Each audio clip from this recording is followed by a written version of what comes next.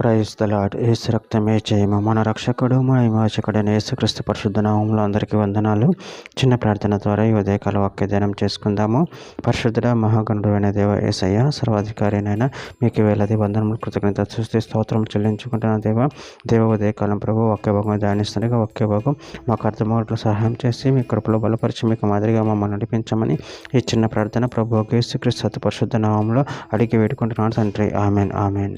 యెషయా గ్రంథం 54వ అధ్యాయం 11వ వచనము. ప్రయాసపడి గాలివాని చేత కొట్టబడి ఆదరణ లేక ఉన్నదానా, నేను నీలాంజనముతో నీ కట్టడంలో కట్టుదును, నీలములతో నీ పునాదులను వేయుదును. ఆమెన్. దేవుడి వాక్య భాగం దీవించును గాక.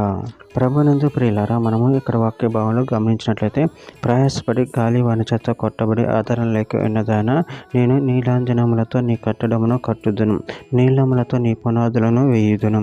అదేవిధంగా వాక్య భావంలో గమనించినట్లయితే యెషయా గ్రంథం 60వ అధ్యాయం 15వ వచనం, నువ్వు విస్తరింపబడుటను బట్టి దేశింపబడుటను బట్టి ఎవడు నీ మార్గమును దాటిపోవటలేదు, నిన్ను శాశ్వత శోభాతిశయంగాను బహుతరములకు సంతోష కారణముగాను చేసేదను. కీర్తన గ్రంథం 34వ అధ్యాయం 19వ వచనం, నీతిమంతునికి కలుగు ఆపదలు అనేకములు, వాటి అన్నిటిలో నుండి యెహోవా వారిని విడిపించును. యోహాను సువార్త 16వ అధ్యాయం 33వ వచనం, నా యందు మీకు సమాధానము కలుగునట్లు ఈ మాటలు మీతో చెప్పుచున్నాను, లోకములో మీకు శ్రమ కలుగును, ఆయనను ధైర్యం తెచ్చుకొనండి, నేను లోకమును జయించి ఉన్నానెను. యెషయా గ్రంథం 33వ అధ్యాయం 5వ వచనం, యెహోవా మహాగణతో నిండి ఉన్నాడు, ఆయన ఉన్నత స్థలము నివసించుచు న్యాయముతోను నీతితోను సీను నింపిను.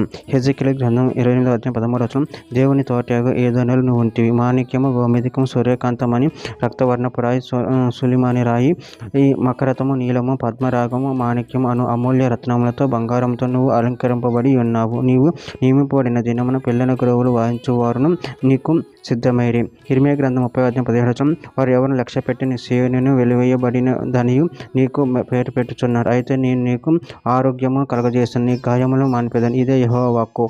యోహాను సువార్త 16వ అధ్యాయం 22వ వచనం, అటువల్ల మీరు ఇప్పుడు దుఃఖపడుచున్నారు కానీ మిమ్మల్ని మరలా చూచేదను, అప్పుడు మీ హృదయం సంతోషించును, మీ సంతోషమును ఎవడును మీ యొద్ద నుండి తీసివేయుడు. చివరిగా ఒక మాట, కీర్తన గ్రంథం 61వ అధ్యాయం 2వ వచనం, నా ప్రాణం తల్లడిల్లుగా భూదిగంతం నుండి నీకు మొరపెట్టుచున్నాను, నేను ఎక్కలేనంత ఎత్తైన కొండపైకి నన్ను ఎక్కించుము. ఆమె. దేవుడి వాక్య భాగం జీవించిన చిన్న ప్రార్థన చేసుకుందాము.